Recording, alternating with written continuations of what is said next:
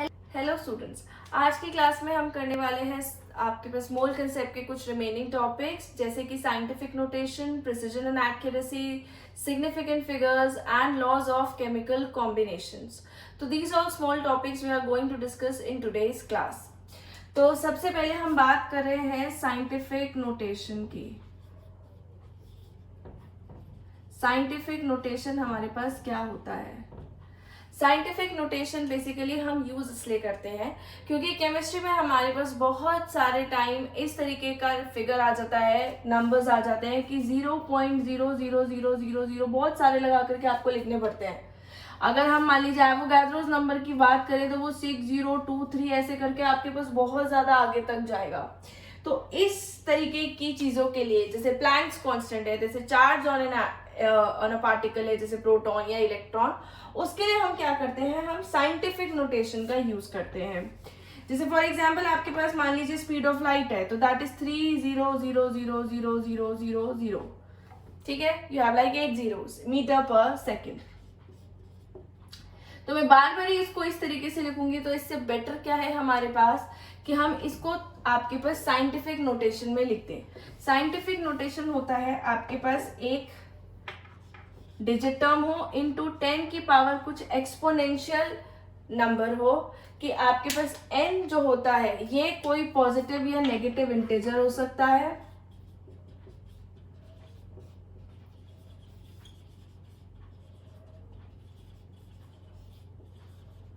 ठीक है। n should be a positive और नेगेटिव इंटीजर स्मॉल n। और कैपिटल N की बात करें तो जो हमारे पास डिजिट टर्म है ये आपके पास 1.00 से 9.99 dot dot dot dot dot point के पीछे कितने भी जनरली 2 और 3 डिजिट्स तक हो सकते हैं। इसका मतलब ये है जो आपके पास डिजिट टर्म है that should not start with like 0 point some number, उसके डेसिमल के पहले आपके पास एक नॉन जीरो नंबर होना चाहिए। एंड द डेसिमल से पहले कितने नंबर्स होने चाहिए? You should only have 1 digit before the decimal number. तो 1.00 से लेकर के आपके पास कितना भी मतलब 1.001 है या 1.002 है या 1.015 है तो 9.99 तक जाएगा। डेसिमल से पहले आप सिर्फ एक नॉन जीरो डिजिट का इस्तेमाल करेंगे, ठीक है। तो this is your scientific notation. दूसरा हम जो पढ़ने वाले हैं that is your precision and accuracy,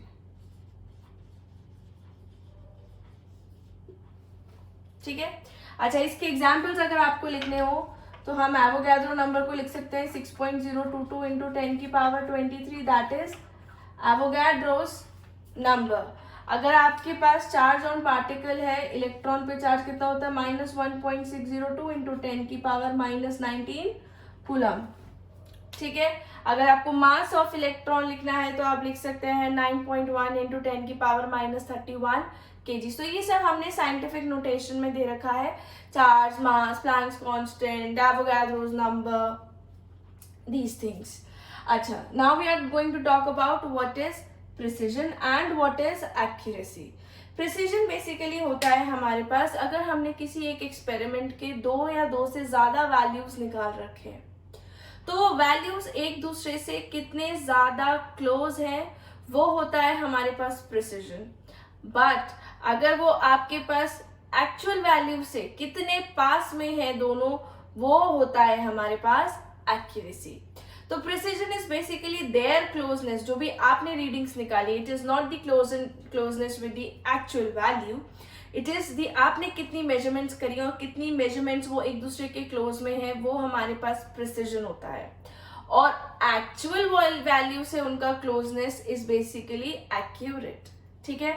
तो इसमें हम एनसीईआरटी के एग्जाम्पल यूज करते हैं। जैसे आपके पास कोई एक एक्सपेरिमेंट है, उसमें एक्चुअल वैल्यू आनी चाहिए 2 grams, ठीक है। The actual value should be 2 grams। और आपने ए से एक कोई बच्चा है उससे एक्सपेरिमेंट करवाया, बी कोई बच्चा है उससे करवाया और सी कोई बच्चा है उससे एक्सपेरिमेंट करवाया और 2 बारी उन्होंने एक्सपेरिमेंट परफॉर्म किए हैं। ये ए का फर्स्ट टाइम में वैल्यू आ रहा है आपके पास 1.93, बी का सॉरी ए का दूसरे ही टाइम में आपके पास वैल्यू आ रहा है 1.95, बी का फर्स्ट बारी में आपके पास वैल्यू आ रहा है 1.94 और सेकंड बारी में वैल्यू आ रहा है 2.05। अगर हम सी की बात करें, सी का फर्स्ट टाइम में आपके पास वैल्यू आ रहा है 1.99 और आपके पास दूसरी बार में आ रहा है वैल्यू 2.01। ठीक है, अब हम ये देखना चाह रहे हैं किसका आपके पास मेजरमेंट प्रीसाइज है, किसका मेजरमेंट आपके पास एक्यूरेट है। अगर हम ए की बात करें तो ए का रिजल्ट आपके पास एक्चुअल वैल्यू से थोड़ा दूर है, दैट इज 0.05 ग्राम्स आपके पास ये दूर है एक्चुअल वैल्यू से, तो this is not an accurate result. लेकिन अगर हम इन दोनों की बात करें ये आपस में, तो आपस में ये दोनों एक दूसरे से बहुत ज्यादा क्लोज हैं। इनका एवरेज निकालेंगे तो 1.94 आएगा, which is actually different from 2 grams.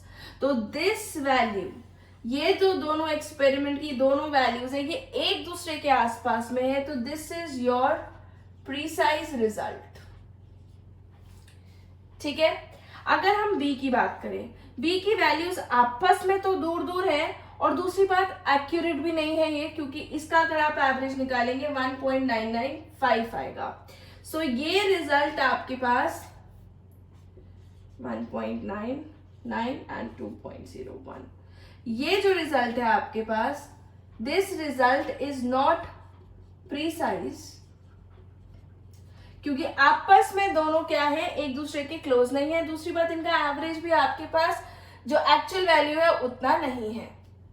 It is not precise, not accurate. Accurate is basically close value, sorry close value नहीं, एक्चुअल वैल्यू। फिर उसके बाद में जो थर्ड एक्सपेरिमेंट है, थर्ड एक्सपेरिमेंट में दोनों डिजिट्स एक दूसरे के पास में है और अगर हम इनका एवरेज निकालेंगे ये आएगा 2.00 grams.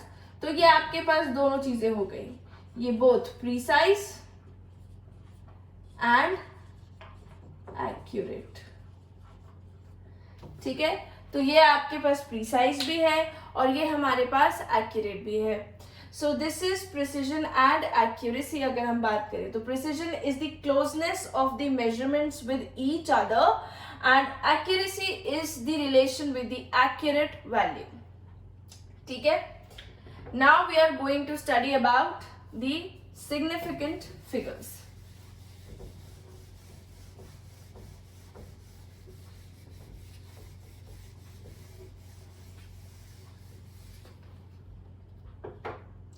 Significant figures,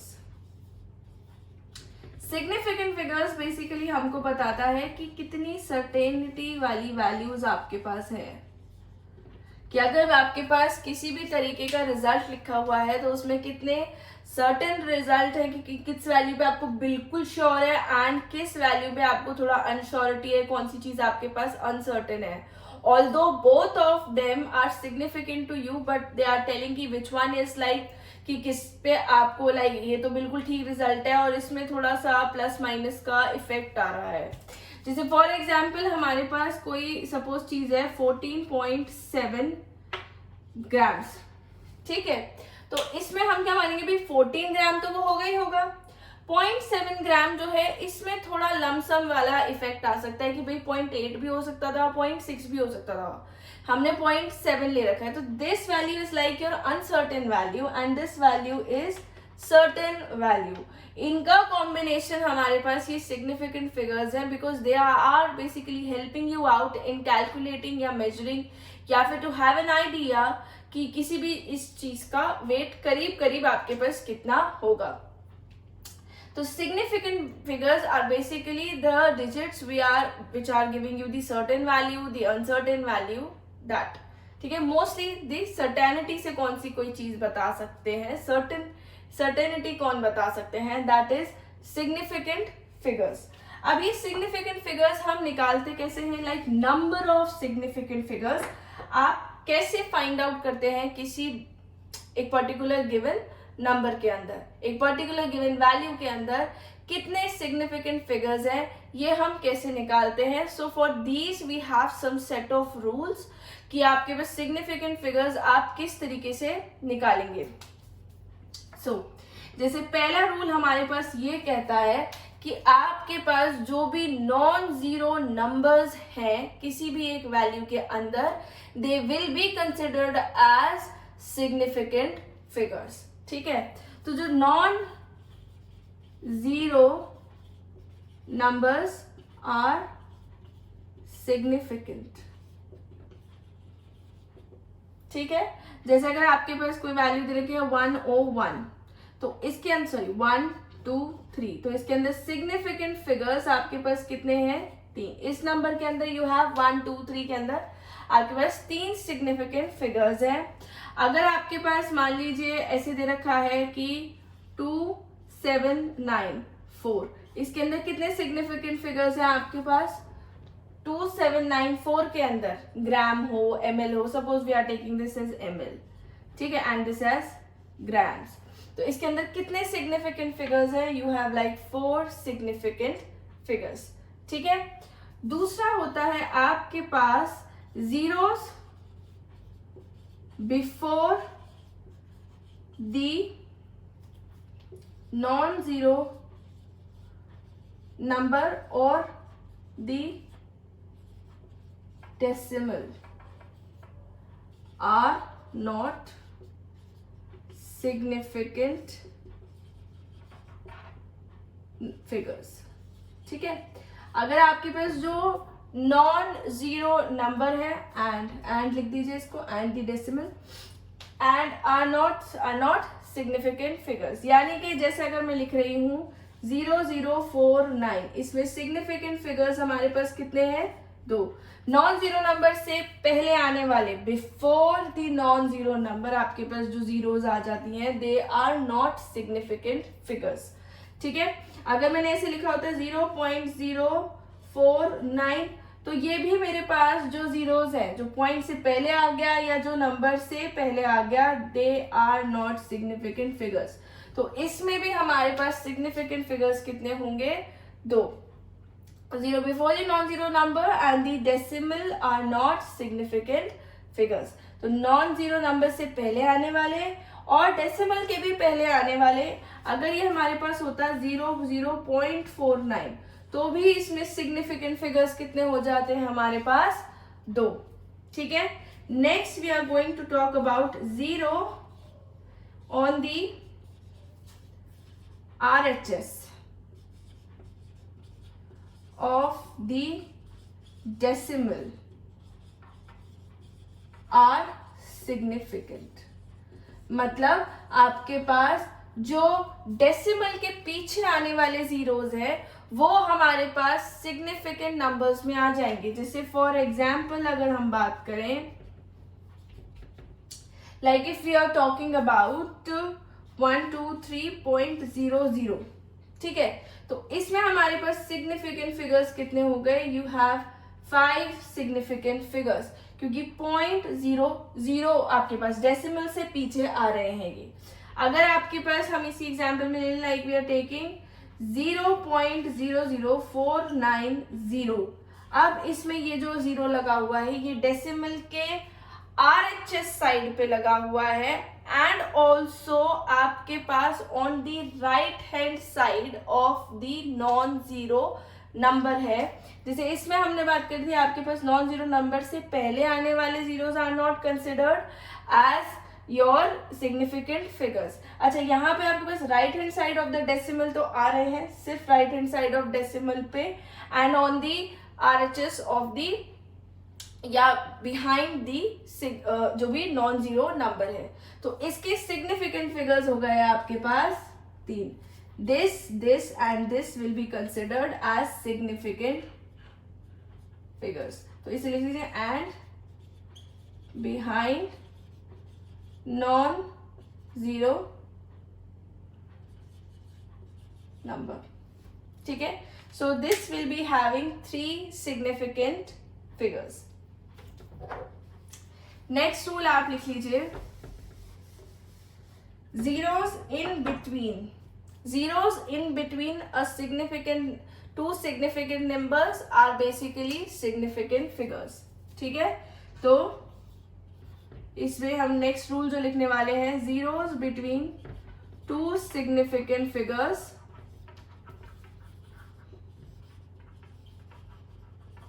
are significant. ठीक है, तो फॉर एग्जाम्पल अगर मेरे पास दे रखा है 0.0 ही ले लेते हैं, तो इसके अंदर हमारे पास कितने सिग्निफिकेंट फिगर्स होंगे? 4, क्योंकि डेसिमल के पीछे आने वाला 0 तो हम वैसे ही लगाने वाले हैं आपके पास कि it is a significant figure, और आपके पास 5 भी एक सिग्निफिकेंट फिगर है। तो these 1 2 3 4 are basically yours significant figures. ठीक है, तो चारों के चारों आपके पास सिग्निफिकेंट फिगर्स हो जाने वाले हैं।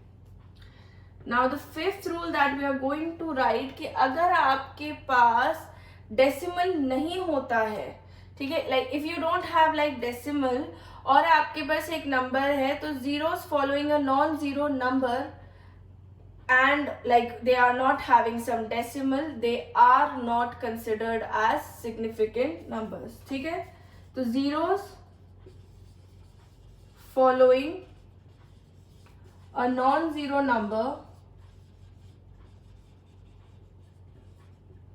without decimal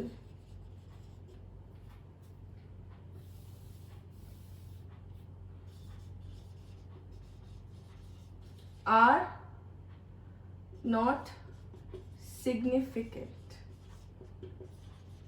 जैसे फॉर एग्जाम्पल आपके पास अगर 100 दे रखा है तो 100 में सिग्निफिकेंट फिगर्स कितने हो जाएंगे? सिर्फ 1, बिकॉज ये जो जीरोस आ रहे हैं they are on the RHS of the decimal. अगर हम डेसिमल कंसिडर करें, डेसिमल तो है ही नहीं इसके अंदर, तो इसके अंदर सिग्निफिकेंट फिगर्स कितने होंगे आपके पास? सिर्फ 1. So there is only one significant figure present in the 100. ठीक है, next we are going to do कि अगर आपके पास कोई काउंटिंग गिवन हो, अगर जैसे आपको बोला है 20 लैम्प्स या 30 लैम्प्स, या आपको बोला गया है 20 चेयर्स, अगर कोई भी चीज आपको एग्जैक्ट नंबर्स में काउंटिंग में गिवन हो, if you are given some counting, तो उसके अंदर इनफाइनाइट सिग्निफिकेंट फिगर्स हो सकते हैं, क्योंकि उस 20-30 के आगे आप पॉइंट लगा के 0 0 0 0 0 कितने भी जीरोस आप एक्सटेंड कर सकते हैं, but this is only for counting. अगर हम मेजरमेंट्स ले रहे हैं जैसे ग्राम्स में, लीटर्स में, mls में, so we will not be discussing about that. तो अगर आपके पास if you are taking some countings, जैसे आपके पास 20 लैम्प्स हैं, तो इसके अंदर इनफाइनाइट सिग्निफिकेंट फिगर्स हो जाएंगे। क्यों? क्योंकि I can write this 20 as 20.0, 20.00, 20.000, इस तरीके से हम इसको बढ़ा सकते हैं। तो दीज काउंटिंग वाली चीजें आपके पास जिनमें एग्जैक्ट नंबर होता है वो इनफाइनाइट सिग्निफिकेंट फिगर्स रखती हैं, लेकिन ग्राम्स में, इन सब चीजों में हम ऐसे नहीं कर सकते। ml में, मीटर में, इन सब में नहीं करेंगे। Only the counting once you will be having like infinite significant figures. ठीक है, next we are going to discuss about the multiplication, addition and addition, subtraction and multiplication division of the significant figures. यानी कि अगर आपके पास 2 type के numbers हैं तो हम उसमें सिग्निफिकेंट फिगर्स उनके आंसर में कितने रखेंगे।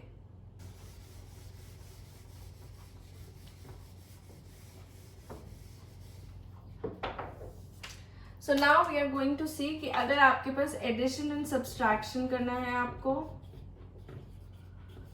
तो आप क्या रूल्स अप्लाई करेंगे सिग्निफिकेंट फिगर्स में, और अगर आपको मल्टीप्लिकेशन एंड डिवीजन करना है तो आप क्या रूल अप्लाई करेंगे सिग्निफिकेंट फिगर्स में।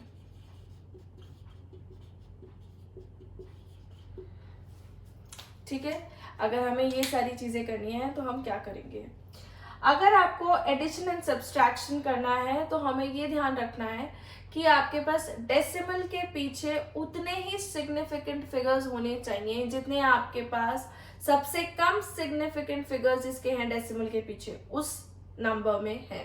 यानी कि अगर आपके पास आप दो चीजों को ऐड कर रहे हैं और एक चीज के डेसिमल के पीछे आपके पास लाइक 2 फिगर्स है और दूसरी चीज के डेसिमल के पीछे आपके पास सिर्फ एक सिग्निफिकेंट फिगर्स है, तो जो आंसर आएगा उसके अंदर डेसिमल के पीछे सिर्फ एक सिग्निफिकेंट फिगर होगा। आगे वाले नंबर से हमको मैटर उतना नहीं करता है। फॉर एग्जाम्पल जैसे so there will be no more significant figure than the behind the decimal then the number containing less number of significant figure behind या फिर on RHS of decimal।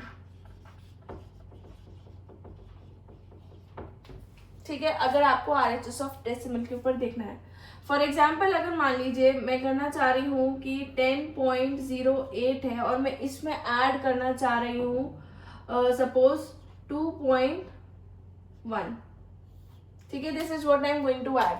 तो हमारे पास क्या होगा, ये आ जाएगा 81.12, ठीक है, 12.18 इसका आंसर होगा।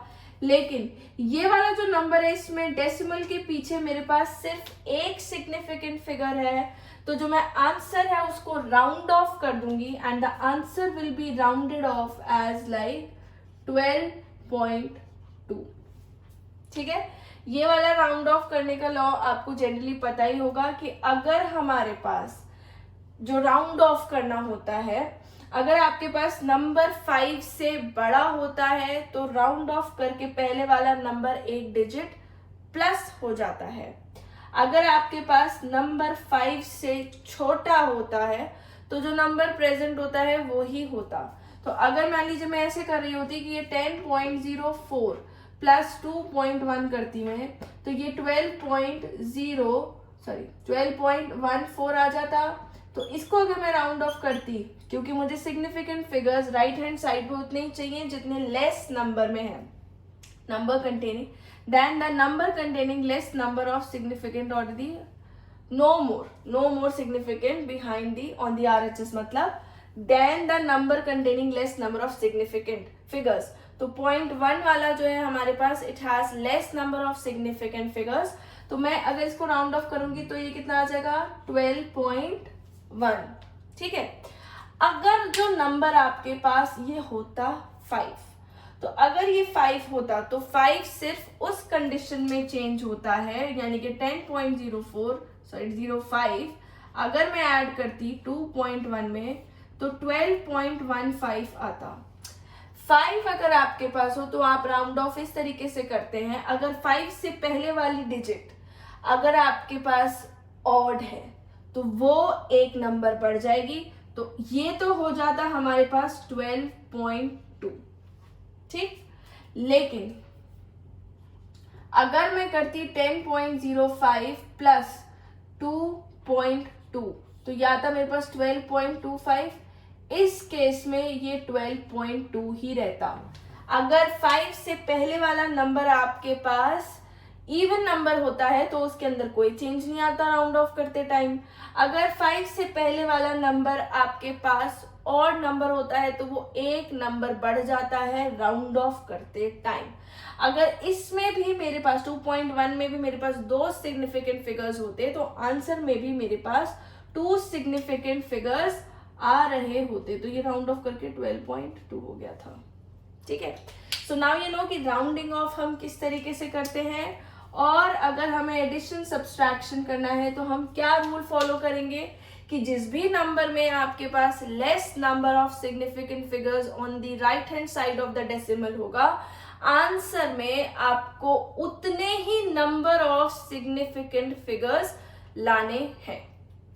Now coming to the multiplication and division. Multiplication and division इसके से थोड़ा सा अलग है, दैट इज उसमें आपको total number of significant number figures should be जिसमें सबसे कम सिग्निफिकेंट फिगर्स आपके पास होते हैं। ठीक है। अगर मान लीजिए मैं कर रही हूँ 1.25 इंटू 2.5, ठीक है, मैं 1.25 इंटू 2.5 करूंगी तो मेरे पास आंसर आएगा 3.125। This is what I will be getting as an answer, ठीक है। इस केस में हमारे पास जो लेस नंबर, इसके अंदर सिग्निफिकेंट फिगर्स कितने हैं, सिग्निफिकेंट फिगर्स इसके अंदर है 3, इसके अंदर है 2, इसके अंदर आ रहे हैं 4, ठीक है। तो हम इसे किस तरीके से राउंड ऑफ करेंगे कि जो मेरे पास नंबर जिसके अंदर सबसे लीस्ट सिग्निफिकेंट फिगर्स हैं, उसके अंदर जितने सिग्निफिकेंट फिगर्स हैं मुझे उतने बनाने हैं। So this answer will be rounded off as 3.1. It is having now 2 significant figures with it. तो इसमें मेरे पास 2 सिग्निफिकेंट फिगर्स हो गए। तो this number after multiplication and division is basically made of the same significant figures as the number which has less significant figures. Okay, so this is how we do the subtraction and multiplication division of significant figures. So the next topic we are going to study is the laws of chemical combination. अब यहाँ पे हमारे पास significant figures वगैरह खत्म हो जाता है। अगर आपको साइंटिफिक नोटेशन में एडिशन एंड सब्सट्रैक्शन देखना है तो साइंटिफिक नोटेशन में हम कैसे करते हैं कि अगर आपके पास कोई नंबर है x इंटू 10 की पावर m है इंटू, इसमें अगर हम मल्टीप्लीकेशन देखें, और y इंटू 10 की पावर n है, तो ये क्या हो जाता है x इंटू y, ऐसे लिख देते हैं, इंटू 10 की पावर m प्लस n। इनकी पावर्स हमारे पास क्या हो जाते हैं, ऐड हो जाते हैं। अगर डिवाइड में होते हैं तो वो माइनस हो जाएंगे।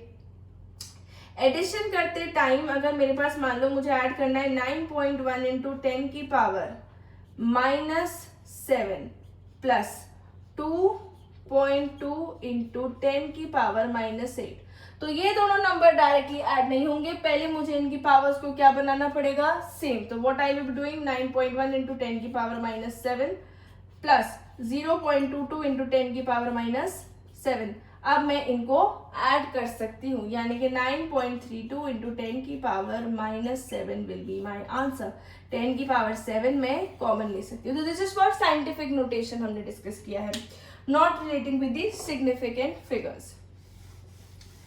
तो now we are going to do the different laws of conservation of, laws of chemical combination.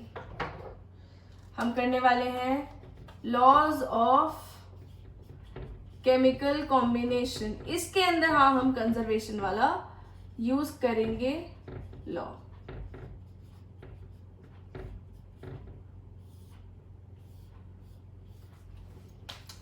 First law of chemical combination हमारे पास सबसे बेसिक लॉ है, this we have been studying from many years now, कि पहला law आपके पास ये कहता है लॉ ऑफ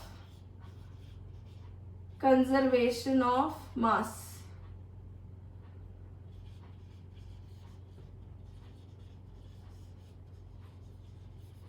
यानी कि mass can neither be created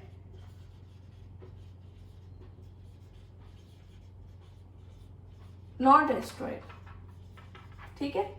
तो हम कभी मास को क्रिएट नहीं कर सकते, हम डिस्ट्रॉय नहीं कर सकते।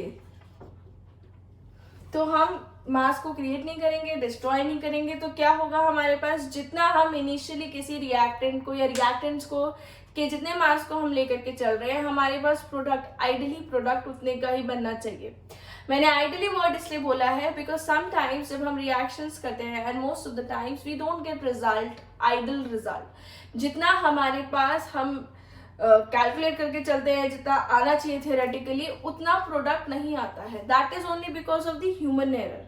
ऐसा नहीं है अपने आप ही कहीं हवा से प्रकट हुए हैं एटम्स और वो जुड़ गए हैं, या हवा में ही गायब हो गए हैं, आपके पास छू मंतर हो गया है। This is not some magic. तो हमारे पास वो एरर होता है। पर किसी भी केमिकल रिएक्शन में आपके पास कंजर्वेशन ऑफ मास का लॉ जरूर चलता है। यानी कि अगर आपके पास चीजें कंबाइन कर रही हैं तो उतना ही मास उनका क्रिएट होगा जितना कंबाइन कर रही हैं, ठीक है। तो इसमें आपके पास sum of mass of reactant should be equal to sum of mass of product for complete reaction. कि जितना मैं रिएक्टेंट लेकर के चल रही थी उतना मेरे पास प्रोडक्ट बन रहा है। हो सकता है कंप्लीट रिएक्शन नहीं हो, लेकिन टोटल अगर मैं प्रोडक्ट जितना बन रहा है और जितना मेरे पास रिएक्टेंट रह गया है इनका सबका ऐड करूंगी तो it should be equal to the initial mass I have taken in the reaction. जितना मैं लेकर के गई थी, जो बदल गया वो प्रोडक्ट बन गया, जो नहीं बदला वो तो ऑलरेडी रिएक्टेंट था ही। So that is your law of conservation of mass, ठीक है। The next law that a chemical reaction follows is a law of constant proportion. Law of constant proportion हमारे पास ये कहता है यदि अगर आपके पास एक से ज्यादा चीजें साथ में कंबाइन करके प्रोडक्ट बना रही हैं, if one or more reactant are combining and they are making some compound, तो they will make that compound in a definite ratio. यानी कि अगर मेरे पास कोई कंपाउंड है, suppose if I am talking about water, if I am talking about carbon dioxide, तो उसमें जो हमारे पास एलिमेंट्स कंबाइन कर रहे हैं, या फिर suppose if I am talking a compound जिसमें आपके पास कंपाउंड और कंपाउंड ही रिएक्ट कर रहे हैं, तो वो एक डेफिनेट मास के रेशो में करते हैं. That is law of constant proportion. So if I am getting a compound, in that compound the elements combined are combining in a constant proportion.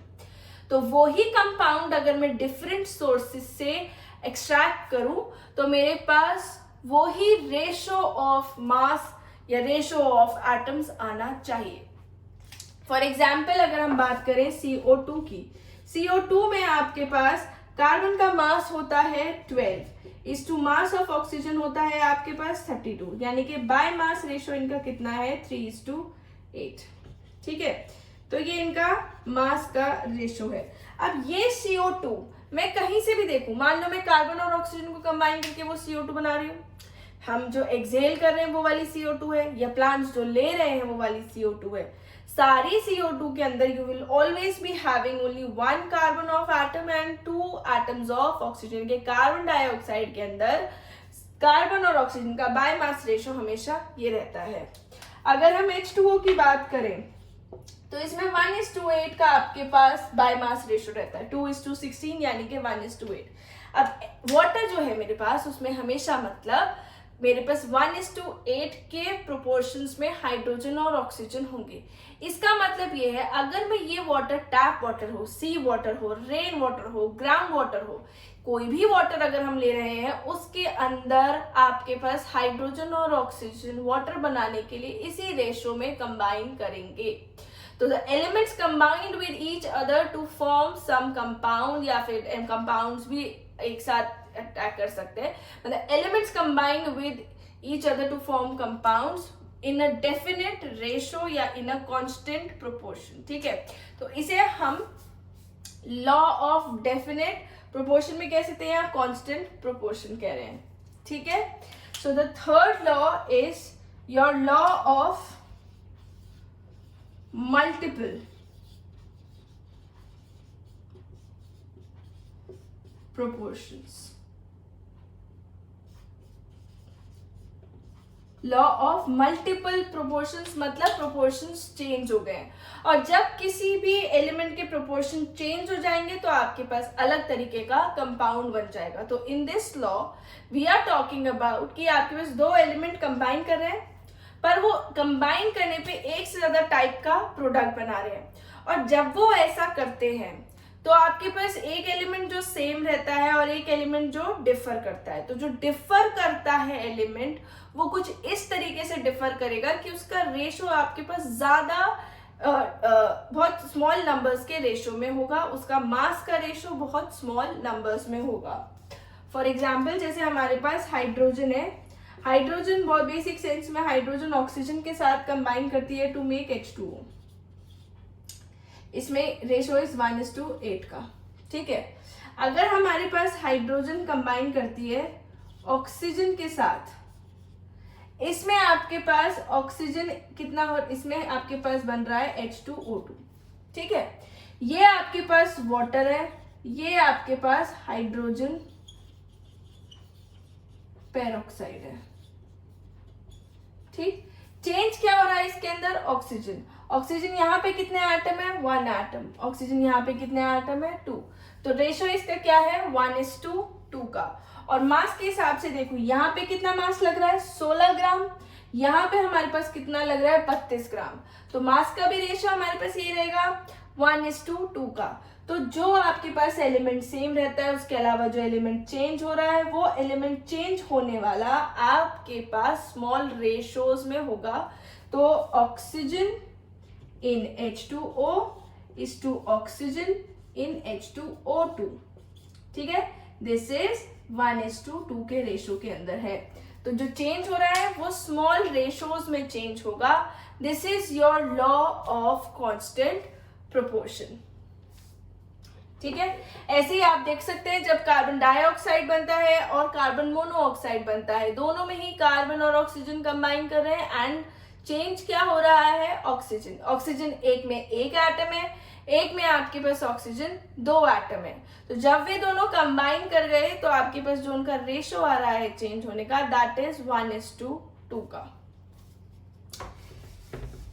Next law that we are going to discuss is Gay-Lussac's law.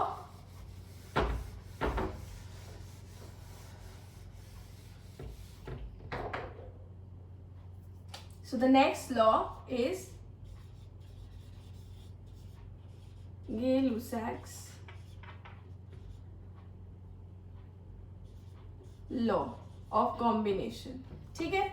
Gay-Lussac's law, it is quite very much similar to the mass वाला law and आप जैसे मोल concept में use करते हैं, पर इन्होंने gases के लिए थोड़ा सा कर दिया क्योंकि हम वॉल्यूम टर्म यूज करेंगे। तो इन्होंने कहा अगर आपके पास 2 गैसेस कंबाइन करती हैं to make some other gas और प्रोडक्ट, तो वो आपके पास एक particular small ratios of volume में करेंगी, ठीक है। और उसी के अकॉर्डिंग आप प्रोडक्ट निकाल सकते हैं। फॉर एग्जाम्पल जैसे आपके पास है H2 प्लस O2, एक हाइड्रोजन प्लस एक hydrogen gives H2O plus H2O, ठीक है। यदि मैं अगर 2 वॉल्यूम लूंगी हाइड्रोजन के, तो वो मेरे पास 1 वॉल्यूम ऑफ ऑक्सीजन के साथ रिएक्ट करेगा to give 2 volumes of H2O, ठीक है। तो ये क्या होता है, 2H2 plus O2 gives 2H2O।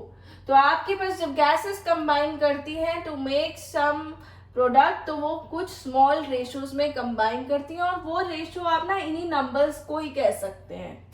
तो अगर आपके पास 2 वॉल्यूम हाइड्रोजन के कंबाइन कर रहे हैं 1 वॉल्यूम ऑफ ऑक्सीजन के साथ, तो it is making 2 volume of H2O,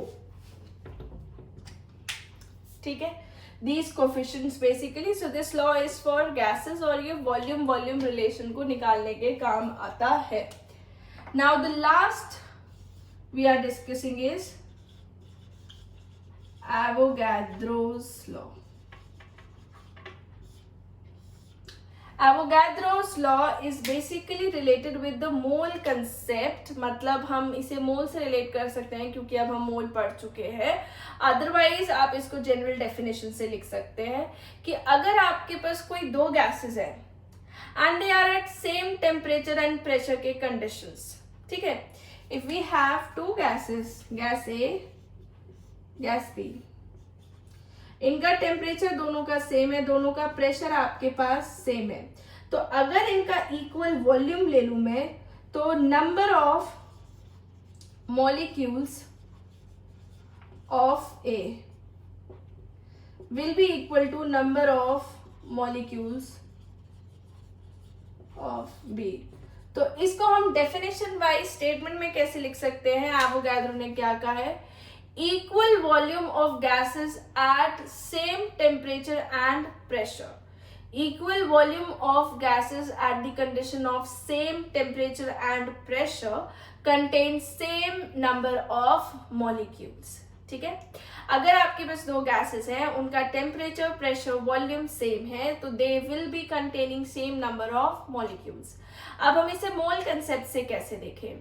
जब हमने मोल कंसेप्ट पढ़ा है तो हमने पढ़ा है N is equals to volume of a gas at STP, यानी कि standard temperature pressure, divided by 22.4 litres. तो हमने वॉल्यूम उसका क्या कर दिया, कांस्टेंट, यानी कि एक ही नंबर से डिवाइड होने वाला है।